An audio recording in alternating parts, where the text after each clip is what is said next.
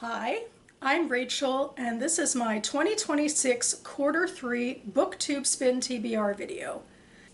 The BookTube Spin was brought to BookTube by Rick McDonnell. He took it off of Bookish blogs, where they would create a list of 20 books in 4 categories usually, maybe mostly classics. But anyway, first they'd create their list of 20, then they would spin a spinny wheel, a numbered spinny wheel, and read the book that corresponded with the number they landed on. So yeah, I've been doing this TBR tag quarterly for the last few years, and I've kind of made some tweaks to it as I go along for my own purposes. The first thing I do is I do have 4 standing categories that have been relatively consistent for a while now. I start with Jewish romance, then general literature, then science fiction, and then fantasy. And I spin 3 times, and then for the quarter I pick the genre that I read from least recently in the game. So as you can see here, I've read from each of my 4 genres in the past 4 quarters, which means that the one I read from least recently is fantasy. That's what I'm hoping to get. If not fantasy, hopefully science fiction. We shall see. I've done a couple of other things to maybe put my palm on the scale so I can have a little more control over this game of chance. The first thing I did was every time I spin per year, I remove that number from the wheel, but I've also decided this year to keep all of my 2025 numbers removed. So that technically means I'm only playing with 14 books on my wheel, but these books have been on this wheel for so long. I've been playing with them for years, so I'd really like to remove them and get a better chance of getting them off before I add on new ones. So that's my big excuse. But at the end of the game, I will do an audience spin, and I will put all 20 numbers back in case you are interested to play that way. So yeah, I seem to be playing also with less battery on my camera than I hope to, so I guess I should get into it. I'm going to do a brief summary of the 14 books on my personal spin wheel. So we're starting with Jewish romance, and book number 1 is Imogen, obviously, by Becky Albertalli. This is YA romance with nominally Jewish characters.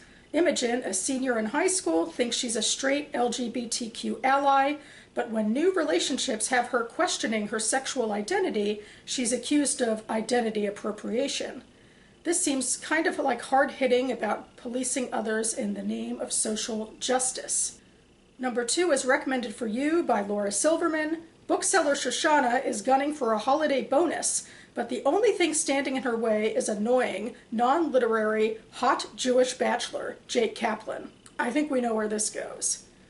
Book number 3 I'm nixing as a 2025 pick, and book number 4 I'm nixing as my quarter 2 pick that I just read. And then book number 5 is Meant to Be Mine by Hannah Orenstein. Edie's grandmother Gloria predicted the exact date Edie would meet her Beshert, Yiddish for soulmate. But although she meets an attractive musician at the right time, Edie finds out that predetermination isn't as simple a concept as she believed. What if a relationship includes some rocky waters as well? Moving on to general literature, I have 2 nixes. Number 6 I'm nixing as a 2025 pick, and number 7 I'm nixing as my quarter 1 pick. Number 8 is The Road to Dalton by Shannon Bowring. In 1990's Dalton, Maine, one community member's actions leads to her neighbors grappling with the big and small conflicts in their lives. Number 9 is The Other Wes Moore by Wes Moore. My governor, a successful Black American, tracks down an imprisoned drug dealer who shares his name, age, roughly, and city of origin. This is a testament to what helps kids succeed and fail. And number 10 is Dolls of Our Lives by Mary Mahoney and Allison Herricks.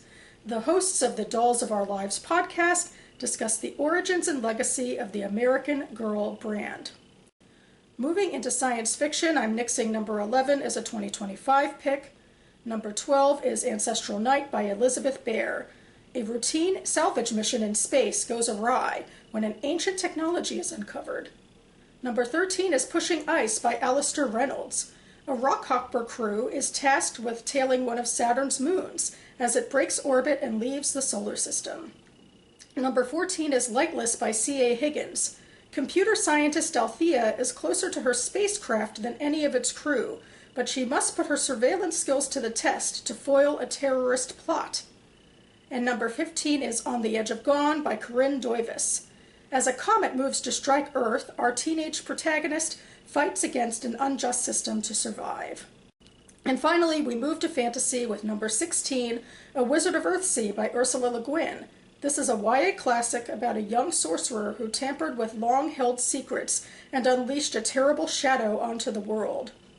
Number 17 is The Ruin of Kings by Jen Lyons. A man discovers his fate is tied to that of an empire, but he may be here not to save the world, but to destroy it. Number 18, I Am Nixing, is a 2025 pick. Number 19 is A Queen in Hiding by Sarah Kozlov. An orphaned princess becomes a guerrilla fighter and must assemble a group of rebels to take back her kingdom. And finally, number 20 is The Poppy War by R.F. Kuang. A young peasant girl discovers she has an unearthly power, but the war she fights for her god may cost her her humanity. Okay, here I go with my spins. Let's see if I've greased the wheel enough to get what I hope I want. So, spin number 1.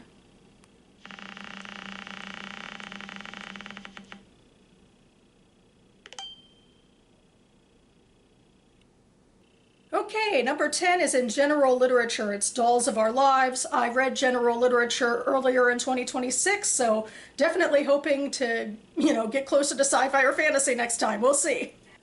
All right, here we go with spin number 2.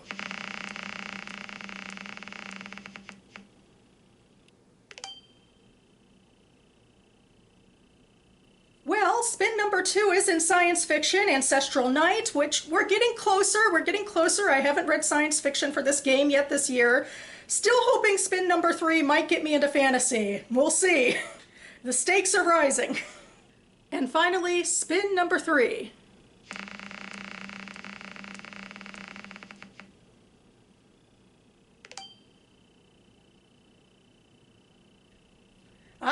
And no! Spin 3 brings me back to Jewish romance with Imogen, obviously, and I just read from Jewish romance last quarter, so it seems like I'm going to be going with science fiction.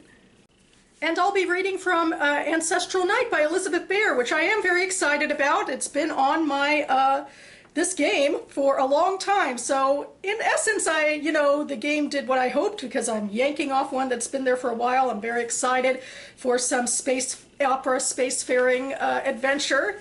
I feel like this is a thing with my quarter 3, that no matter the guardrails I try to put in place to get what I want, the game still has some surprises for me, which is probably a good thing, because things should be a bit of a surprise and a bit of a challenge sometimes. So there we go. But okay, I have refreshed the wheel so that all 20 numbers are now available. So here is my audience spin right now.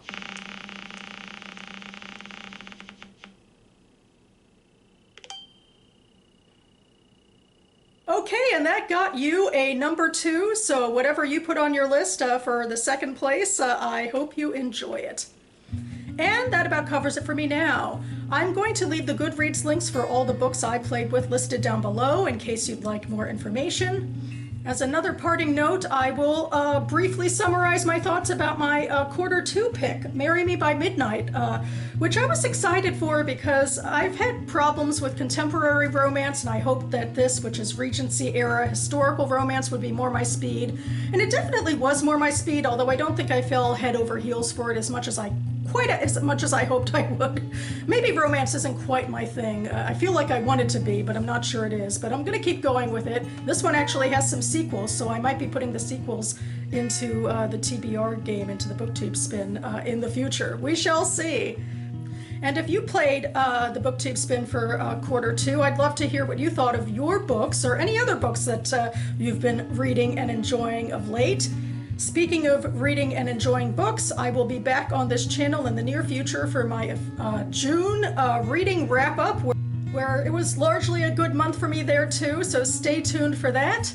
And in the meantime, thanks so much for watching, everyone, and I'll see you next time.